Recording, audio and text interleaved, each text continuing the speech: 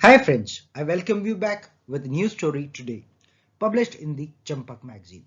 The title of the story is Meeku's Fridge. So let's move towards the story. Long, long ago in Champakwan, the animals were not aware of any advancements in technology.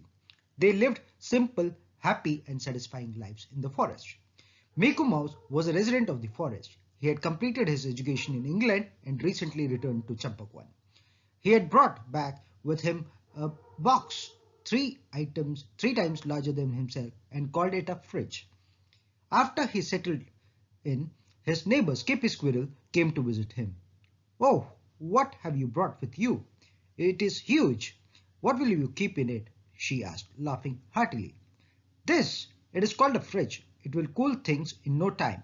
I can keep whatever I want to store, like vegetables and fruits." "Open it and see," Miku replied, looking proudly at his shining new fridge. Skippy opened the door of the fridge and was filled with joy when she got a cold blast of breeze.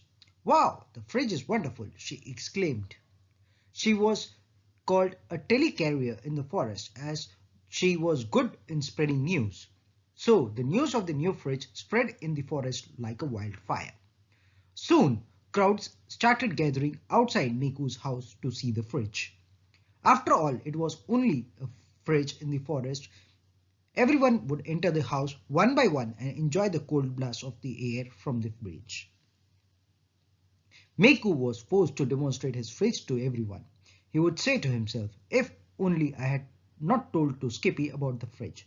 I should have told her that it was a simple box to store things. Then the word would not have spread so fast. So many animals wouldn't gather and I would use my fridge for storing my food." Soon, as time passed, the number of visitors to see the fridge declined and now he could easily use it for storing. One day, Skippy said, "Meeku, do you know my house is under the open sky?" Meeku nodded his head in agreement. "The tree I stay on is placed right under the harsh sun. My house becomes an oven in the afternoon and I get baked like bread. Can I leave you in your fridge instead?" "How can you live in a fridge?" Meeku was shocked at this unusual request. "This is a fridge, not a hotel. You will be frozen inside." "Oh, I have enough warm clothes with me," said Skippy, waving her sweater.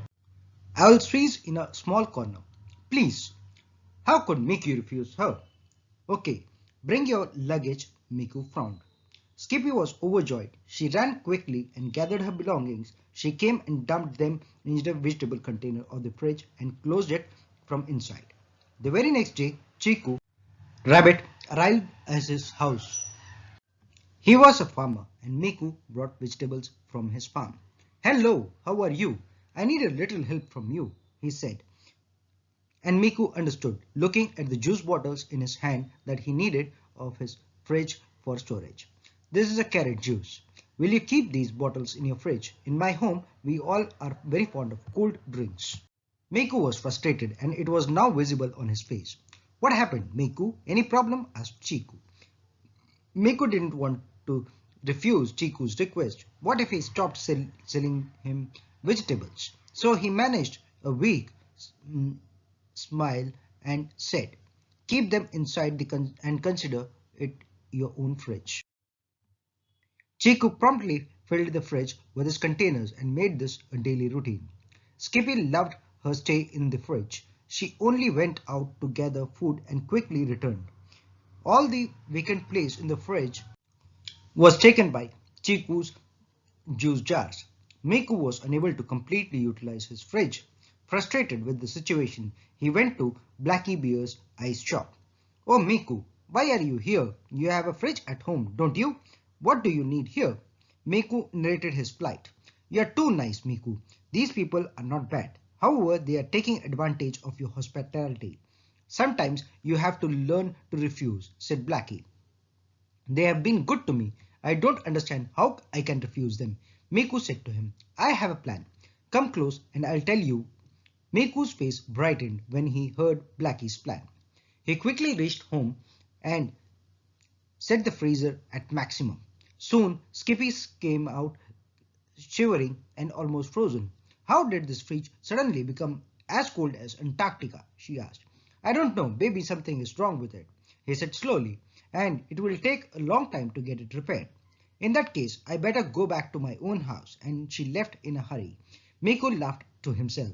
After a while, Chiku came, as usual, to fetch his juice and keep some more. But as soon as he opened the container, he knew there was something wrong. Why has this juice become hard? He asked in a surprise. He knew very little about how the fridge worked. Maybe it is frozen, said Miku. Now, how will I drink it? No problem, just eat the ice cubes, said Miku. But Chiku picked up his containers and angrily walked away. Miku shouted from behind, Chiku, you can keep it uh, and the sun and to melt and drink the juice, and he started laughing aloud. For a few days, no one came to Miku's house, but later, when they noticed him comfortably using his phrase, they realized that their mistake and went over to apologize. Forgive us, Miku, said Skippy. We have misused your kindness. We have forgotten that this fridge was yours and you had every right to use your fridge completely, but you were unable to do so because of us. It's all right, said Miku humbly. You are free to make use of my fridge whenever you need to. Just think of me too. Meanwhile, Blackie Bear too arrived there and Chiku served them all cool drinks. They happily drank and chatted together. So this was the story published in the Champak magazine. Till I come back with a new episode and a new story, till then stay safe and take care. This is your Chandamama signing off.